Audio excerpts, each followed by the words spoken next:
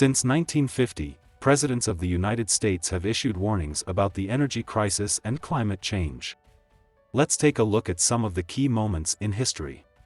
In 1961, President Kennedy emphasized the need for energy independence, and warned of the consequences of not addressing the then urgent energy crisis. Years later, in 1979, President Jimmy Carter called the energy crisis the moral equivalent of war and urged Americans to conserve energy. Our neck is stretched over the fence, and OPEC has a knife. The real issue is freedom. We must deal with the energy problem on a moral footing. He also installed solar panels on the White House roof and established the Department of Energy. Then in 1989, President George H.W. Bush recognized the threat and signed the United Nations Framework Convention on Climate Change, thereby committing the United States to reducing greenhouse gas emissions. We all know that human activities are changing the atmosphere in unexpected and in unprecedented ways. 8 years later, in 1997, President Bill Clinton signed the Kyoto Protocol, an international treaty that set binding targets for reducing greenhouse gas emissions, and established the Presidential Climate Action Plan to directly address climate change. I am very pleased that the United States has reached a truly historic agreement with other nations of the world to take unprecedented steps to address the global problem of climate change.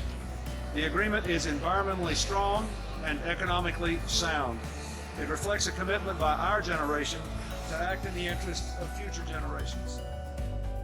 Another 12 years passed, until in 2009, President Barack Obama recognized the importance of addressing climate change and took a number of steps to reduce greenhouse gas emissions, including establishing the Clean Power Plan, which set emissions limits for power plants, and then signing the Paris Agreement, a global treaty to combat climate change.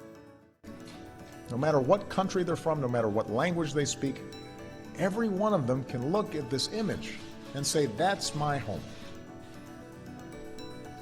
And we're the first generation to feel the impact of climate change. We're the last generation that can do something about it. And now, as recent as 2021, President Joe Biden made addressing climate change a top priority of his administration. He has recommitted the United States to the Paris Agreement and has outlined a plan to transition the country to clean energy and reduce greenhouse gas emissions. We're talking about American innovation, American products, American labor.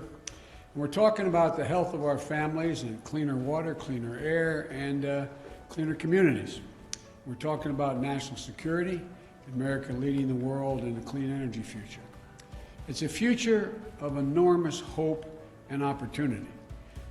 So, as we have seen, the energy crisis and climate change have been an ongoing concern for our presidents for decades.